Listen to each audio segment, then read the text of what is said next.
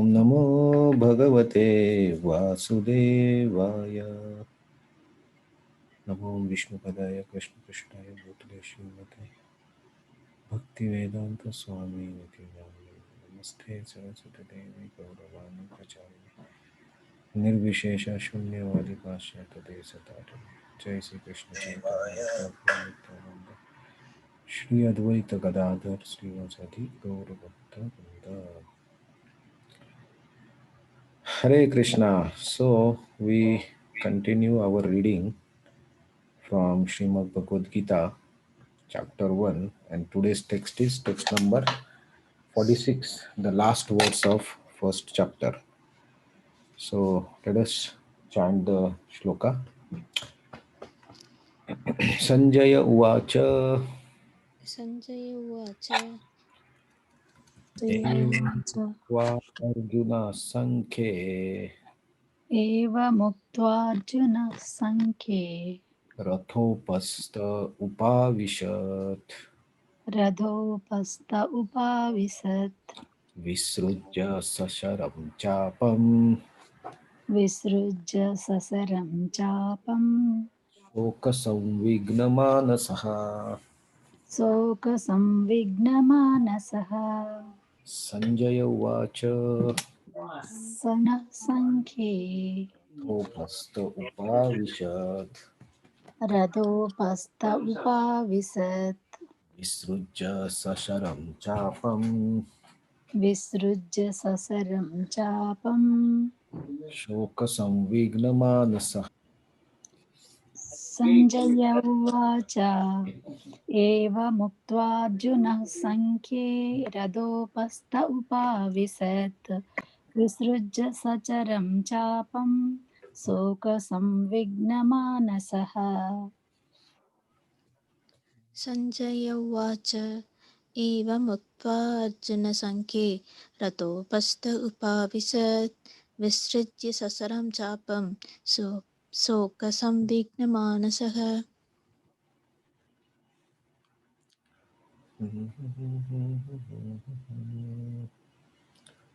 So translation and purport. Sanjay said, Arjuna,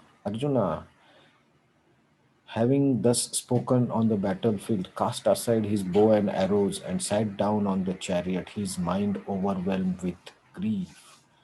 Purport. While observing the situation of his enemy, Arjuna stood up on the chariot, but he was so afflicted with the lamentation that he sat down again, setting aside his bow and arrows. Such a kind and soft-hearted person in the devotional service of Lord is fit to receive self-knowledge. Thus end Bhaktivedanta purports to the first chapter of Srimad Bhagavad Gita in the matter of observing the armies on the battlefield of Kurukshetra.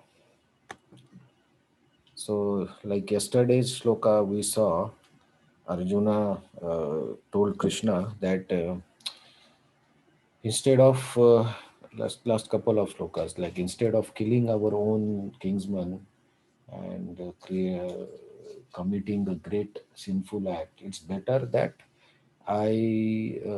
they kill me without any arms in my hand. So there, that was Arjuna's final statement, and now today is the action, right? So for last few days, we have seen the shlokas where Arjuna is explaining his situation, and then he's explained about the several reasons, and now he is taking action. And what action he has taken?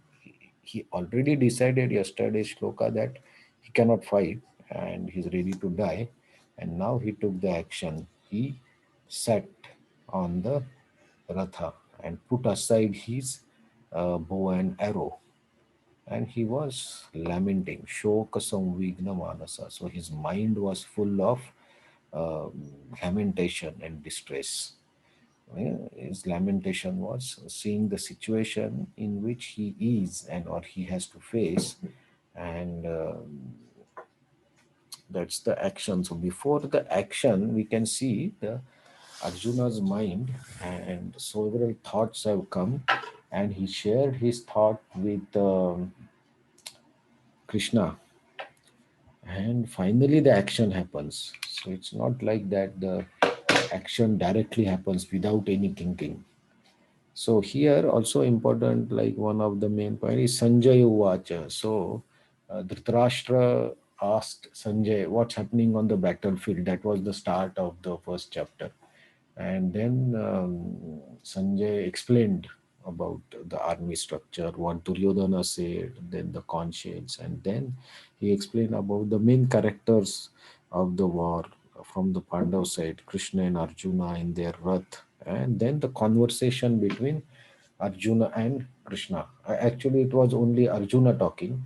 Krishna only said, "Just see the Kaurav Senas assembled here," and then Arjuna was explaining his situation. And now Arjuna, after the last statement that he's ready to die without any weapons in his hand, Arjuna took the action, and Sanjay is updating Dhritarashtra that Arjuna sat on the battlefield.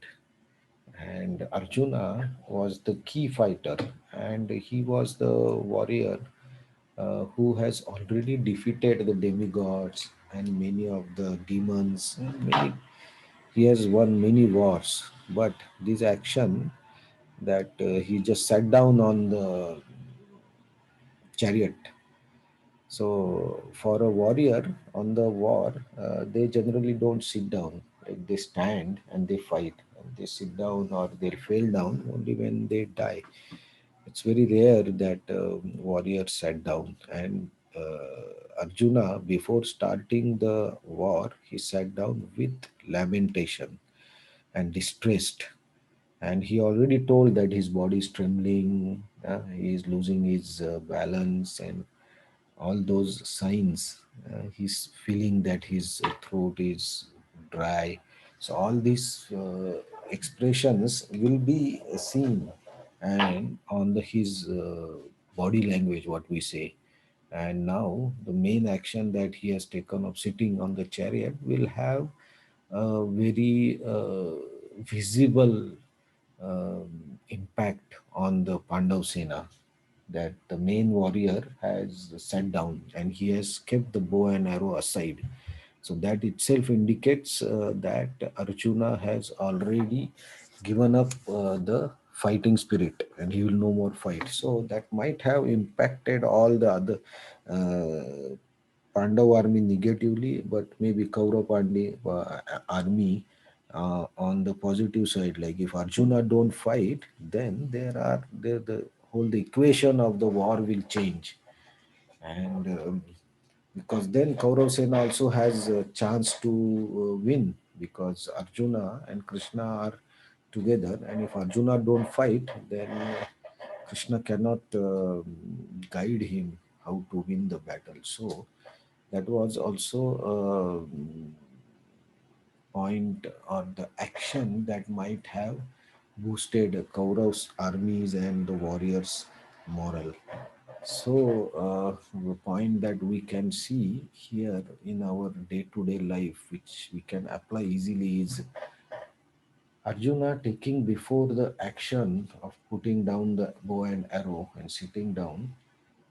There were several thoughts in his mind, and he uh, analyzed the situation from his own perspective and his own emotions and what he feels is better, and then he took the action. So in our case also, the actions that we take from every minute, we take some actions, we take some decisions.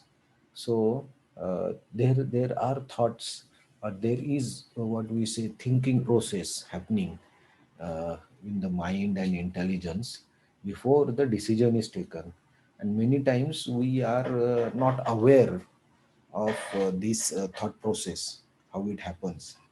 But if we can have a consciousness that whatever happening, whatever actions I am doing, how I am doing that actions, what thoughts are coming in my mind, and how I am choosing to do what I am doing. So if we can observe those very um, subtle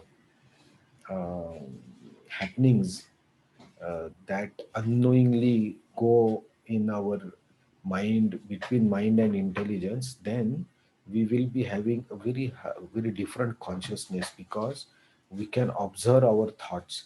And when we observe our thoughts, we are in a higher consciousness, because we are not drawn away with the mind and the intelligence. Yeah? And just mind cannot draw us anywhere. So even if the emotions or the reasons or rationals come, but if we can observe, then maybe we can hold back some of the actions that are not necessary. But mind and intelligence are continuously working and doing their work, and we generally don't observe it. So how it works? It works by the patterns that we already have from our past experience. So in, if we have a particular situation, then the mind tries to find out the solution, and the intelligence and the mind will say, oh, in the last time when this situation happened, I did like this. So the action will be according to what we have done in the past.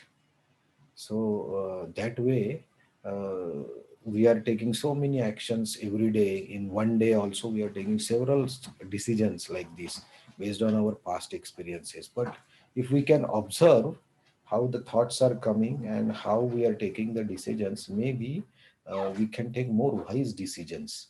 And that will also help us to be in very better consciousness.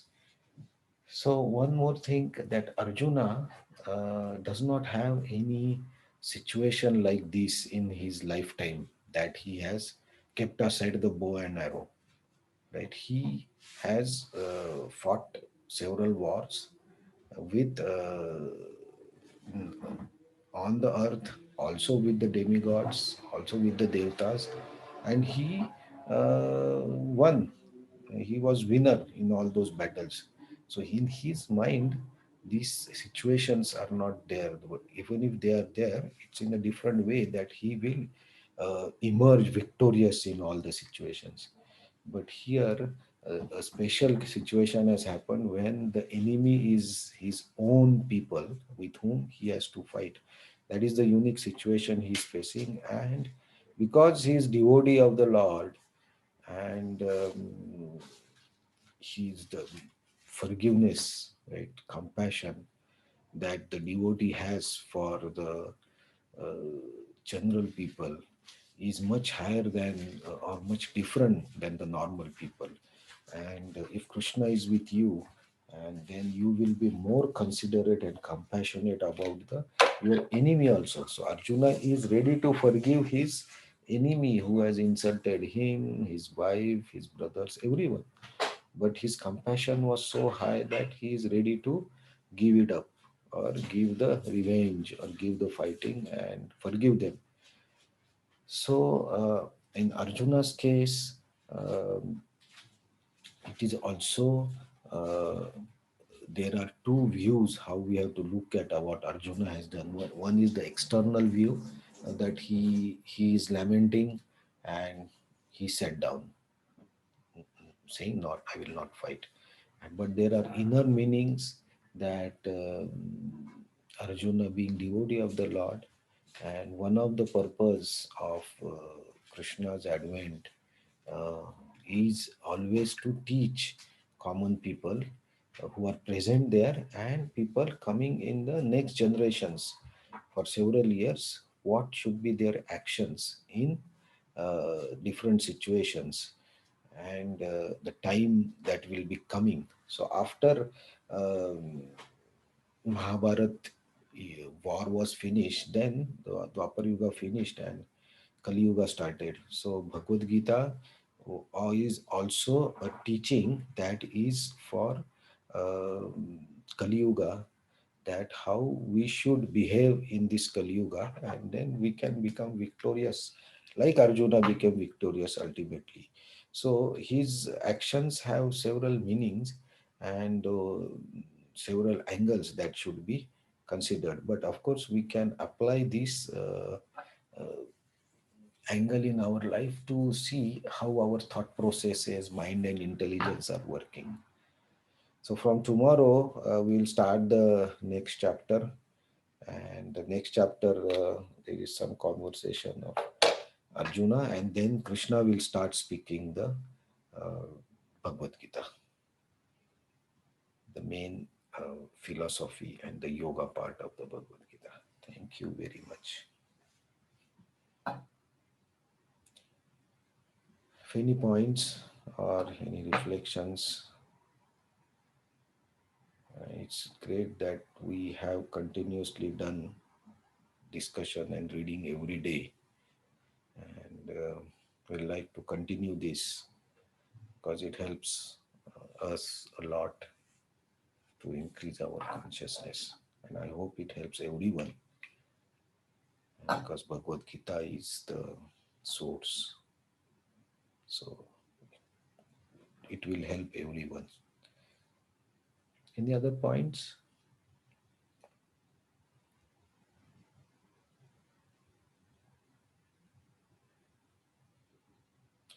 Okay, thank you very much for joining, and thank you very much for chanting and listening. And if any feedbacks or any improvements that we should do, then please write on the group, and we'll try to make improve these sessions more and more so that it's helpful for everyone. Thank you very much. Hare Krishna. Hare Krishna. Thank you so much. Thank you. Hare Hare Krishna. Krishna. Thank you. Hare Krishna.